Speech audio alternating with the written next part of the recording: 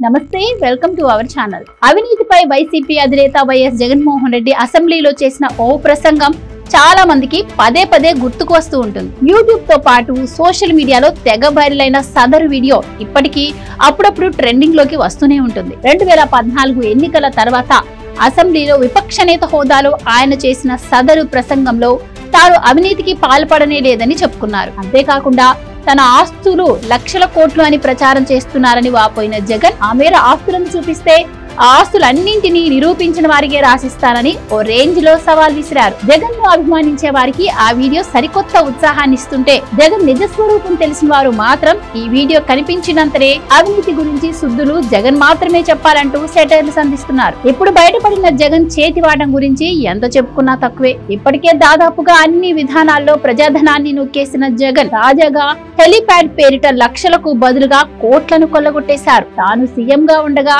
తనకున్న పదవిని అడ్డం పెట్టుకుని జగన్ జల్సాలు చేశారు. తాడేపల్లిలోని తన ఇంటిలో ఏర్పాటు చేసుకున్న క్యాంపు కార్యాలయానికి అవసరమయ్యే పెన్నులు పేపర్ల కోసం ఆయన ఏకంగా 10 కోట్ల మేర ప్రజాధనాన్ని నొక్కేశారు. ఇక అదే క్యాంపు కార్యాలయానికి వచ్చిన అతిథులకు టీ, ఎగ్ పఫ్లను అందించడం కోసం అంటూ మరో 3.5 కోట్లను నీళ్లలా ఖర్చు చేశారు. ఇక తన సొంత నివాసానికి ఇనుప కంచె వేసుకునేందుకు జగన్ ఏకంగా 13 కోట్ల మేర ప్రజాధనాన్ని వినియోగించుకున్నారు. ఇలా లెక్క పెట్టుకుంటూ పోతూ ఉంటే జగన్ చిట్టాలో చాలా పద్దులే ఉన్నట్టున్నాయి. వాటిలో ఇప్పుడు మరొకటి బయటకొచ్చింది. 9 లక్షలతో ఏర్పాటు చేసుకునే హెలీప్యాడ్ ను జగన్ ఏకంగా 9 కోట్లు పెట్టి ఏర్పాటు చేసుకున్నారట. అంటే హెలీప్యాడ్ పేరిట జగన్ ఏకంగా 9 కోట్లను తన జోబులో వేసుకున్నారన్నమాట. సీఎం హోదాలో ఉన్న నేతకు ఆయా పర్యటనల్లో హెలికాప్టర్ ను వినియోగించడం సర్వసాధారణమే. హెలికాప్టర్ తో పాటు ప్రత్యేక విమానాన్ని కూడా వినియోగిస్తున్న వైనం అందరికీ తెలిసిందే. ఇక ప్రత్యేక విమానం కోసమైతే ఎలాంటి ప్రత్యేక ఏర్పాట్లు అవసరం లేదు గాని హెలికాప్టర్ వినియోగించాలంటే మాత్రం